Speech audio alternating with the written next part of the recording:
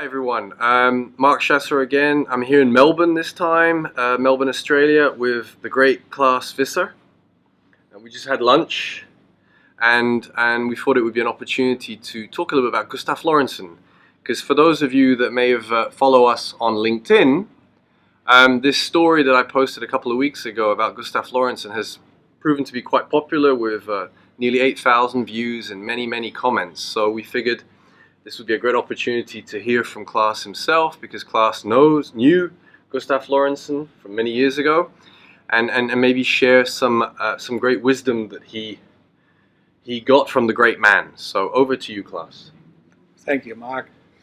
Yeah, I had the good fortune to work with Gustav Lorentzen from 1976 to 1994, the year he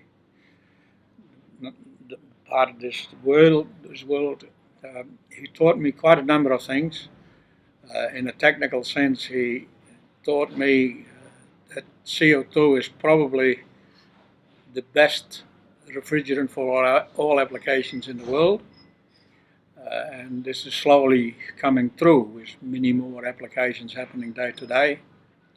He originally patented the mobile air conditioning CO2 system for the cooling and heating of cars in 1993, and it's still not quite true, but it's happening.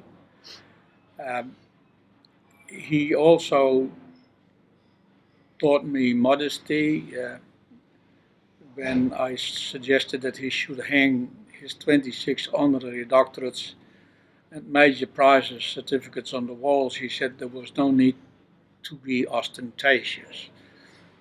Wonderful man, great leader, and I hope that all his enormous foresight will come to fruition in the not too distant future, because CO2 holds the key to a lot of environmental problems, both in terms of an alternative refrigerant without global warming potential or ozone depletion potential, but also because of its multifunction characteristic. It can effectively heat and cool buildings, generate hot water, and so on and so on. The big problem we're having to date is the availability of large enough compressors. We need compressors about 10 to 300 times the size that we have today for large projects, particularly in heating and cooling, district heating and cooling systems.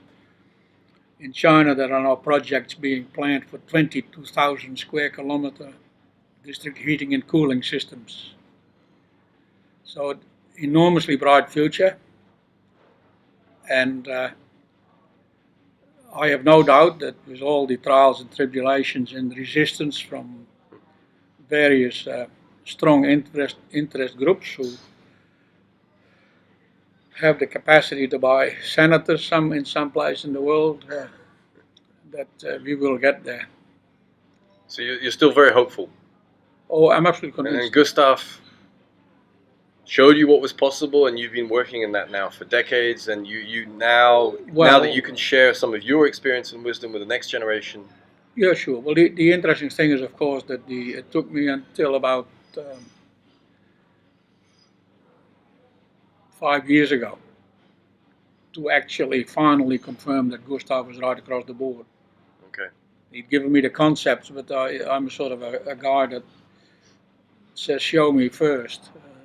And it took me until that time to confirm that the potential is there, and all we needed to do was to adapt one technique from industrial ammonia refrigeration, and that is evaporative condensing and gas cooling. Okay.